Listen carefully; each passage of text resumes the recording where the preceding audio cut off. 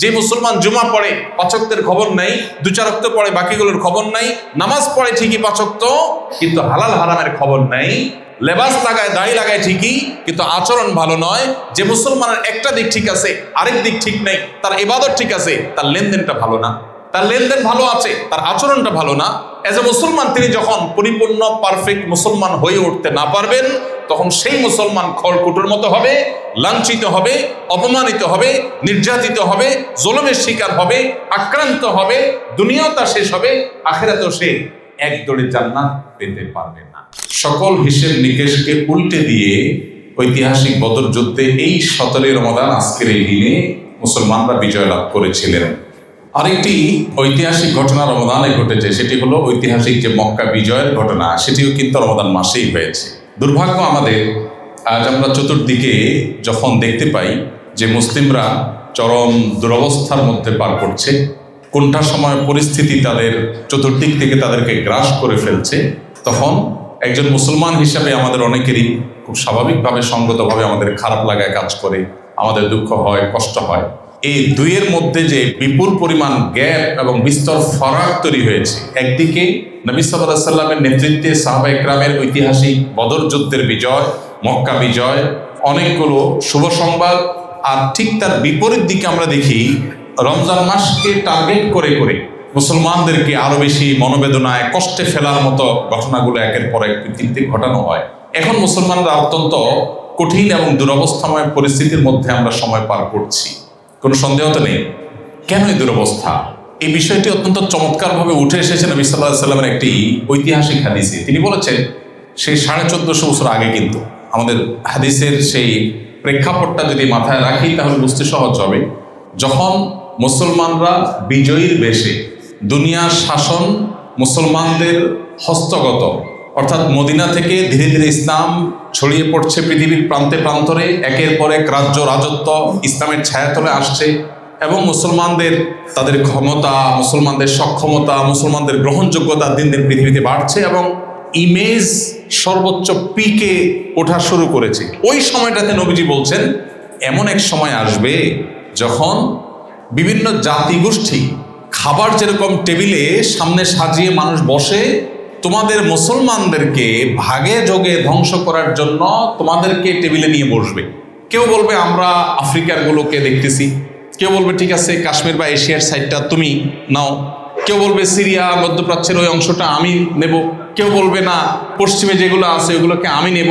অর্থাৎ খাবার যেরকম রাখলে ভাগযোগ করে সবাই খায়, তোমাদেরকে ওই টেবিলে চারপাশে খাদকরা বসে যেরকম খাবার বাছাই করে, গোটা বিশ্বের মুসলমানদেরকে এভাবে ভাগযোগ করে লুট করা, ধ্বংস করা, তোমাদেরকে হত্যা করা, খুন করা, তোমাদের অধিকার লঙ্ঘন করা, এই কাজ করার জন্য বিভিন্ন জাতিগোষ্ঠী ঐক্যবদ্ধ হবে।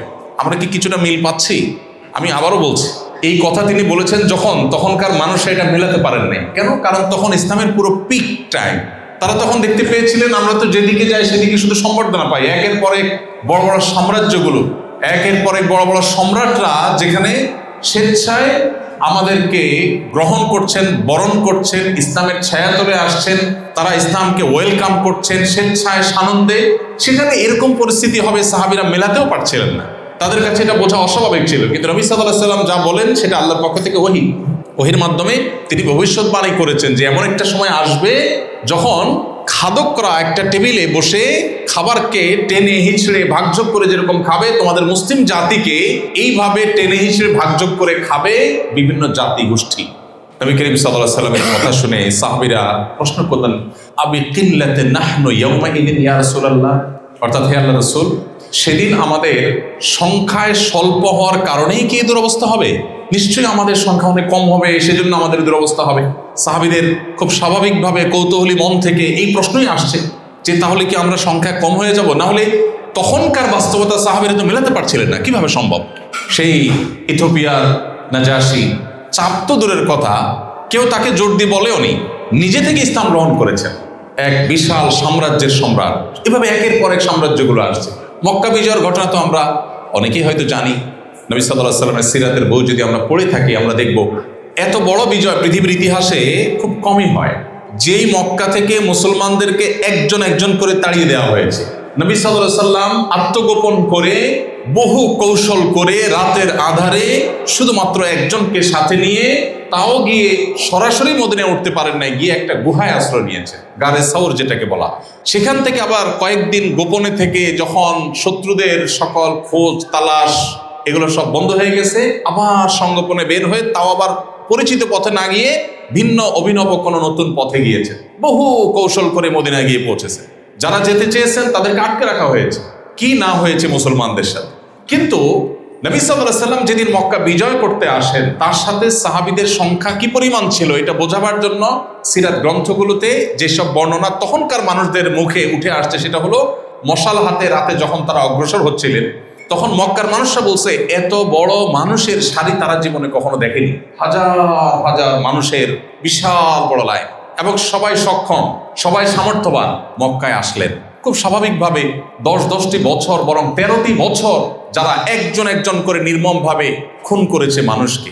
সুমাইয়া রাদিয়াল্লাহু তাআলা আনহা ইসলামের জন্য প্রথম জীবন দেওয়া একজন নারী, অত্যন্ত নির্মমভাবে বর্ষার আঘাতে স্পর্শকাতর অংশে শরীরে তাকে শাহাদাত বরণ করানো হয়েছে।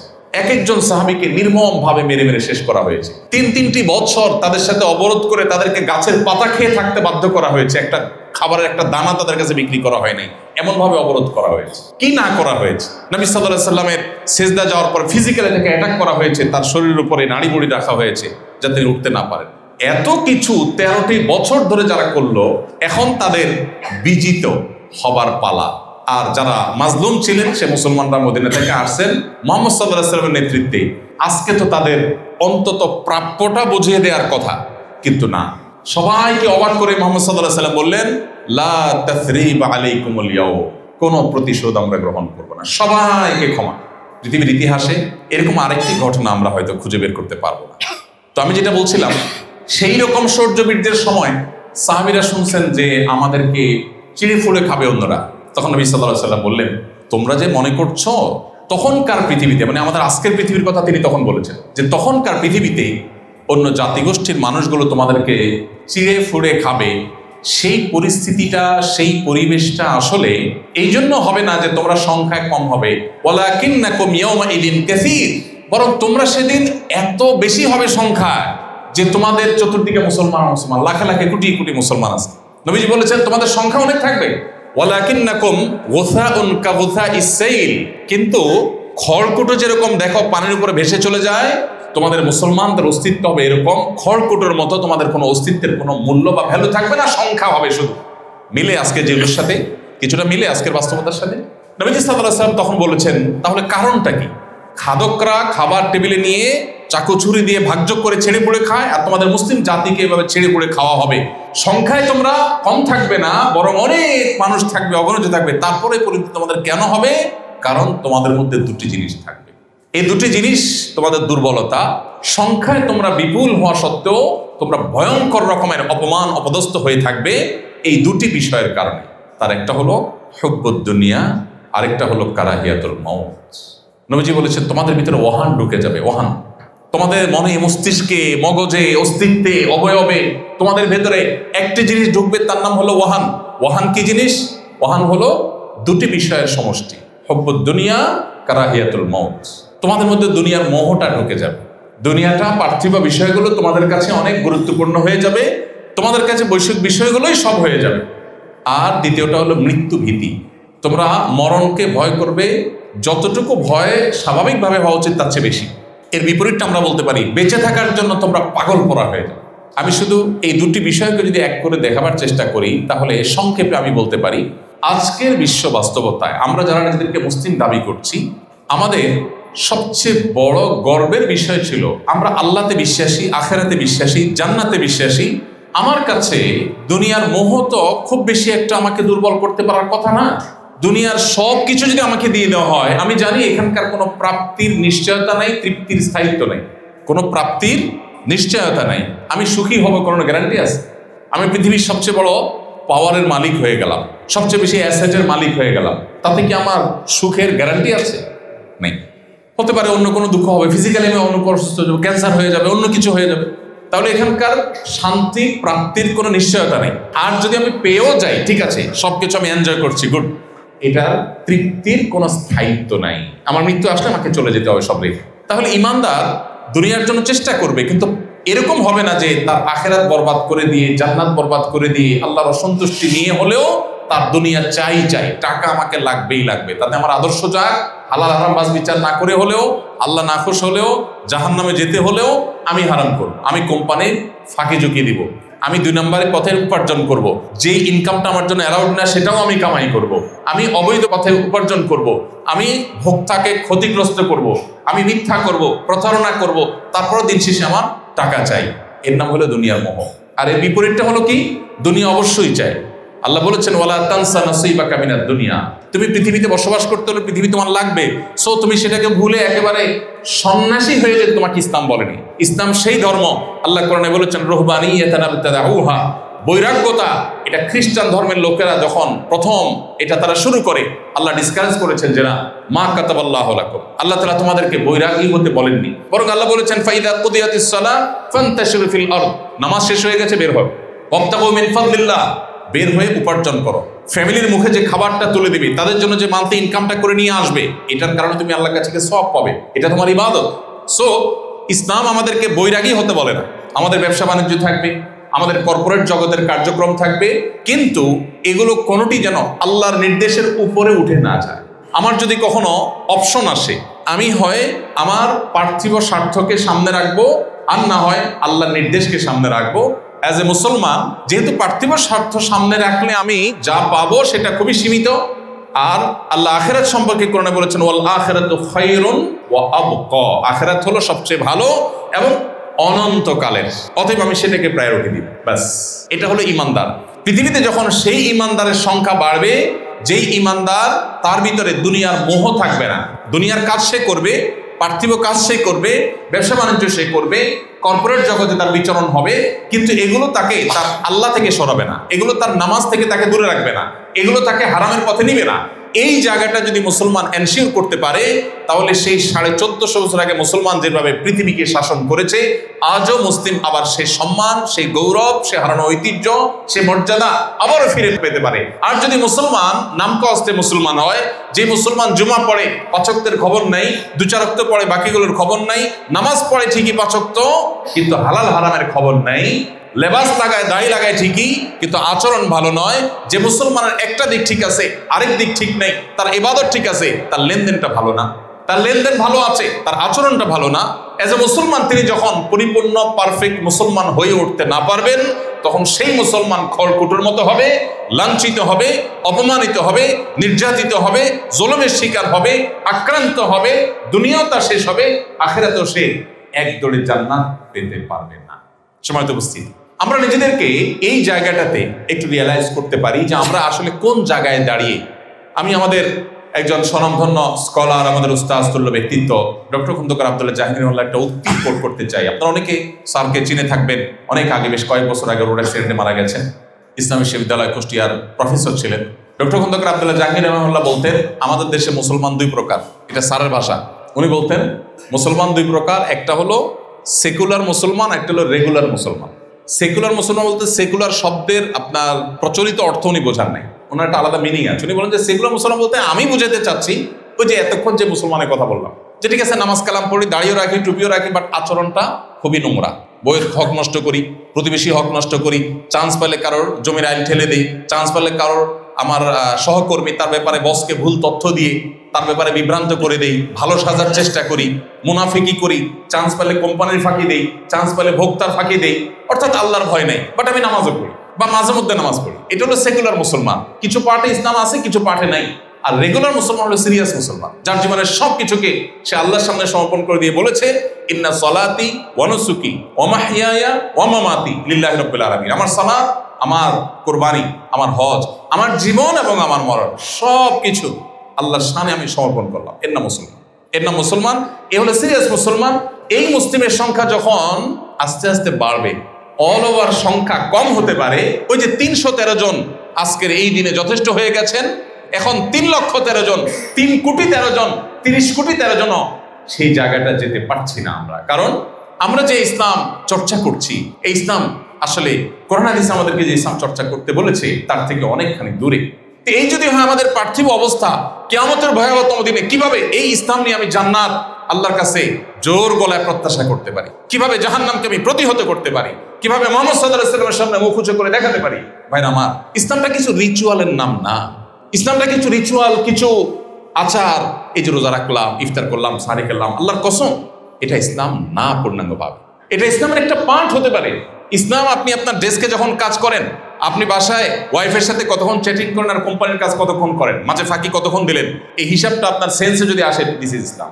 আপনি বিশাল বড় সুযোগ আছে, আপনি একটু হালকা মায়ের প্যাচ করে দিলে কোটি কোটি টাকা চলে আসবে আপনার কোম্পানিতে, কিন্তু এটা আপনার জন্য আল্লাহ অনুমোদন করেন নাই। আপনি এই অফার ছেড়ে দিয়েছেন, অন্য 10টা কোম্পানির সাথে কম্পিটিশন আপনি পিছিয়ে গেছেন, বাট আল্লাহর হুকুমকে আপনি উপরে রেখেছেন। এটা ইসলাম। সামগ্রিক জীবনে যদি আমরা ইসলামকে প্র্যাকটিস করতে পারি, আজও অল্প সংখ্যক মুসলমানরা পৃথিবীতে সেই পুরানো ঐতিহ্যে ফিরে আসতে পারবে।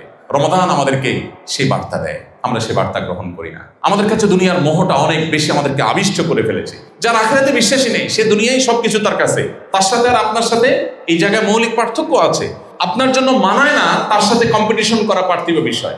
এই জায়গাটাতে আমাদের নিজেদের আত্মপরিচয়টাকে নতুনভাবে খোঁজার, উপলব্ধি করার, আবিষ্কার করার চেষ্টা আমাদেরকে করতে হবে। আল্লাহ আমাদের সবাইকে সে তৌফিক দান করুন।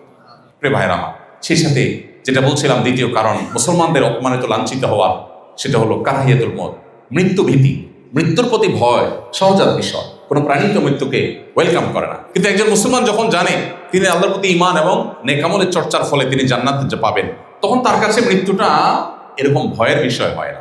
সে সৎ এবং সত্য থাকতে গিয়ে মৃত্যুবরণ করতে হলেও সে জন্য প্রস্তুত থাকে, তার জীবন দেওয়ার দরকার হলে আল্লাহর জন্য সে দেওয়ার জন্য প্রস্তুত থাকে।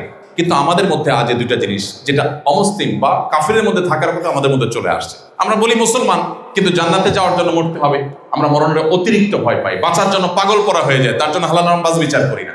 সিরিয়াস মুসলিম হওয়ার চেষ্টা আমাদের করতে হবে, পরিপূর্ণ মুসলিম হওয়ার চেষ্টা করতে হবে।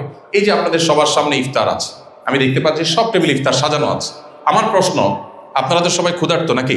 কেউ তো দুপুরে খান নাই, আজকে খেয়েছেন? কেউ দুপুরে খেয়েছেন? আজকে দুপুরে কেউ খাননি এখানে, তাহলে সবাই রোজাদার। তার মানে 12-14 ঘন্টা না খেয়ে আছেন, এখন সবাই ক্ষুধার্ত। ইফতারের আগে খাবার তো সামনে আছে, বেশ চমৎকার চমৎকার মুখরোচক সব খাবার আমি দেখতে পাচ্ছি, খাবারও আছে, ক্ষুধাও আছে, কিন্তু আপনি খাচ্ছেন না। কারণ কি? আল্লাহ আপনাকে এখনো খাওয়ার পারমিশন দেননি। সূর্য ডুবলে তখন পারমিশন হবে, তাই না? তাহলে এটা একটা এক্সারসাইজ, এটা একটা ট্রেনিং, এটা একটা প্রশিক্ষণ। এটা কিন্তু আপনার সাথে একটা বার্তা শেয়ার করছে। সেটা কি? এটা হলো তোমার 12 বা 14 ঘন্টার রোজা, তোমার পুরো লাইফটা আরেকটা রোজা। রোজার একটা ফরম্যাট হলো 12-14 ঘন্টার, আরেকটা ফরম্যাট হলো 50-60-70 বছরের, পুরো হোল লাইফটা একটা রোজা। এই রোজা তোমাকে শিক্ষা দিচ্ছে তোমার সামগ্রিক জীবনের রোজায় এভাবে বহু জায়গায় তোমার সামনে খাবার থাকবে, টাকা থাকবে, সুযোগ থাকবে, অপরদিকে আল্লাহর নিষেধাজ্ঞা থাকবে। তুমি আল্লাহর নিষেধাজ্ঞাকে মাথায় রেখে ওই আকর্ষণীয় সম্পদ এর মোহ যদি তুমি না করতে পারো, আল্লাহর পারমিশন পর্যন্ত অপেক্ষা করতে পারো, তাহলে তুমি এই রোজাকে সামগ্রিক জীবনে তুমি প্রয়োগ করতে পারলে তোমার এই রোজা সাকসেস। আর যদি শুধু রমজানের এই কসরত করেন, সাহারি টু ইফতার, ইফতার টু সাহারি, আর সামগ্রিক জীবনে যা আছে তা গ্রহণ করলেন, তাহলে আপনি রোজার বার্তা গ্রহণ করতে পারলেন না। এই সিয়াম আমাদেরকে একটা সুস্পষ্ট বার্তা দেয়। আমরা সে বার্তা গ্রহণ করে সামগ্রিক জীবনে ইসলামকে চর্চা করার চেষ্টা করবো তো ইনশাআল্লাহ। ভেজাল ইসলামের কোনো মূল্য পৃথিবীতে নেই ভাই। আল্লাহর কাছে কোত্থেকে আসবে? নিজের বাসা, নিজের বউয়ের কাছে, নিজের কলিগের কাছে, সন্তানদের কাছে, প্রিয়জনদের কাছে ভেজাল কোনো মানুষের মূল্য আছে? মানুষ যখন জানে যে 2 নম্বর, বউয়ের খানা খেয়ে যখন বলেন তোমার মতো রান্না জীবনও খাই নাই এত সুন্দর ডাল, আবার একই রান্না বোনের বাসায় যা বলছেন, বউ শুনে গেছে, কি বলেন? মায়ের একটাও নিচে পড়বে? তো আপনার বউ যদি আপনার চিটারি বাটপারি পছন্দ না করে, তো আপনি কিভাবে আশা করেন ইসলামের নামে 2 নম্বরই, যে মসজিদে গেলাম হুজুর হয়ে গেলাম, ব্যবসা প্রতিষ্ঠানে আসলাম মুজুর হয়ে গেলাম, আপনার 2 নম্বরই 2টা রূপ আল্লাহ তাআলা অ্যাকসেপ্ট করবেন, কিভাবে আপনি আশা করেন? আমার মনে হয় আমার বার্তা আমি আপনাদের কাছে পৌঁছাতে পেরেছি। আমি কথা শেষ করব। আমি শুধুমাত্র আপনাদের কাছে উদাত্ত আহ্বান রাখতে চাই, আসুন ইসলামটাকে শুধু কয়েকটা রিচুয়ালের মধ্যে সীমাবদ্ধ না করে পরিপূর্ণভাবে ইসলাম গ্রহণ করার চেষ্টা করি। আল্লাহ বলেছেন উদখুলু ফিস সিলমি কাফা, তোমরা ইসলামে পরিপূর্ণভাবে প্রবেশ করো, ভালোভাবে প্রবেশ করো। ভালোভাবে প্রবেশ করার একটা স্বাদ আছে, একটা তৃপ্তি আছে, আপনি মানসিকভাবে শান্তি পাবেন। আপনার কাছে ভালো লাগা কাজ করবে যে আমি চিটারি করছি না, আমি বাটপারি করছি না, আমি সিরিয়াস মুসলমান। সিরিয়াস মুসলমানের পার্থিব শান্তি যেটা সে মনোজগতে অনুভব করে, এটা পৃথিবীতে কেউ পায় না। আসল সুখী সেই যে ভেতর থেকে মুসলমান হতে পেরেছে, পরিপূর্ণভাবে মুসলমান হতে পেরেছে। রমজানের এই বার্তা আমরা সামগ্রিক জীবনে ছড়াবার চেষ্টা করি। যেখানে আল্লাহর আদেশ নাই সেখানে লোভ আছে, মোহ আছে, আমার নিডও আছে, বাট আমি সেদিকে পা বাড়াবো না। আমার সামনে সোশ্যাল মিডিয়াতে খারাপ ভিডিও দেখার সুযোগ আছে, কেউ দেখছে না, এখানে আমি নির্জনে আছি, বাট আল্লাহর অনুমোদন নাই, আমি এটা স্কিপ করে চলে যাব। এটা হলো ইসলাম। আপনি যখন রুমে একাকী থাকেন, আমরা এখানে যারা আছি সবাই তো একরকম না, আমাদের সমাজ যারা রোজা রাখে সবাই তো একরকম না। অনেক লোক রোজা রাখে, সে আপাদমস্তক চিটার বাটপার মিথ্যুক টাইপের মানুষ, সবার সাথে বাটপারি করে, সবার সাথে চিটারি করে, এরকম কিছু ক্যারেক্টারের মানুষ আছে না? কিন্তু সেই লোকটাও যখন রোজা রাখে, রুমে একা একা থাকে, প্রচন্ড ক্ষুধা থাকে, হাতের কাছে খাবার থাকে, কেউ নেই, দরজা লক করে খেতে পারে, খায়। কেউ খায়? কেন খায় না? কারণ সে জানে কেউ না দেখলে কি হয়েছে, যার জন্য রোজা রাখছেন তিনি তো দেখছেন, তিনি নিষেধ করেছেন। এই যে সততা, এই সততাটা আপনার কাজের টেবিলে, এটা আপনার বাজারে, এটা আপনার মার্কেটে, এটা আপনার সামগ্রিক জীবনে আপনি আনতে পারেন, তাহলেই রোজা আপনার সফল। আর তা না হলে নবীজির ভাষায় রুব্বা সাইমিন লাইসা লাহু মিন সিয়ামিহি ইল্লাল জু', বহু রোজাদার আছে যাদের রোজার বিনিময় উপোস থাকা ছাড়া কিছুই নয়। আপনার আমার রোজা কি উপোস থাকা হচ্ছে, নাকি এই রোজা আমাদেরকে আল্লাহর কাছে জান্নাত পাওয়ার উপযুক্ত করছে? এই প্রশ্নের উত্তর আমাদেরকে খুঁজে বের করতে হবে। আল্লাহ তাআলা আমাদের সবাইকে রমজানের রোজাকে আমাদের সামগ্রিক জীবনে পরিব্যাপ্ত করার, ছড়িয়ে দেওয়ার, এটাকে সামগ্রিক জীবনে প্রতিষ্ঠিত করার তৌফিক দান করুন।